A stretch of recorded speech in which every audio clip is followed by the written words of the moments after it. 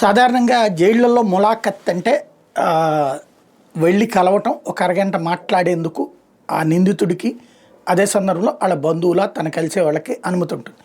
ఇందులో మిథున్ రెడ్డికి 2 రకాలైన ములాఖత్తులు ఉంటుంది. ఒకటి కుటుంబ సభ్యులు కలవడానికి 3 సార్లు, అదే సందర్భంలో తన లాయర్లను కలవడానికి 3 సార్లు అనుకుంటా. ఇటు 3 అటు 2 ఏదో ఉంది సంథింగ్ కలవడం. అయితే లాయర్లు ఎవరిని కలవాలి అన్నటువంటిది ముందుగా డిసైడ్ అయినటువంటి వాళ్ళే కలవాలి. అలా కాకుండా ఇంకొక వ్యక్తి లాయర్గా కలుస్తున్నాడు అంటూ ఇప్పుడు ఈనాడు జ్యోతి ఒక కథనాన్ని ప్రొజెక్ట్ చేసిన మద్యం కేసులో రాజమహేంద్రవరం కేంద్ర కారాగారం రిమాండ్ ఖైదీగా ఉన్న వైకాపా ఎంపీ మిథున్ రెడ్డికి న్యాయస్థానం ఇచ్చిన వెసులుబాట్లకు మించి జైలు అధికారులు అవకాశాలు కల్పిస్తున్నారు. ఆయనకి న్యాయ సలహాలు ఇచ్చేందుకు 4 న్యాయవాదుల పేర్లు ప్రస్తావిస్తూ 2 చొప్పున వారానికి 5 దఫాలు వ్యక్తిగతంగా కలవచ్చని విజయవాడలోని ఏసీబీ న్యాయస్థానం ఆదేశాలు ఇచ్చింది. న్యాయవాదులు టి నాగార్జున రెడ్డి, చంద్రగిరి విష్ణువర్ధన్, పి నిర్మల్ రాజేష్ బాబు, ఎం మనోహర్ రెడ్డిని అనుమతించాలని పేర్కొంది. అయితే ఆ జాబితాలోని స్థానిక న్యాయవాది హుస్సేన్ తొలి రోజు నుంచి జైల్లో మిథున్ రెడ్డిని కలుస్తున్నారు.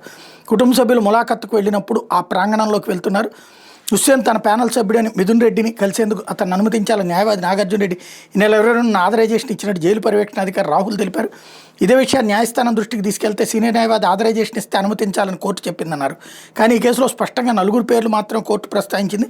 విషయాన్ని కోస్తాంధ్ర జైళ్ల శాఖ డీఐజీ రవికిరణ్ వద్ద ప్రస్తావిస్తే అంశం తమ దృష్టికి వచ్చిందని విచారించి చర్యలు తీసుకుంటామని చెప్పారు.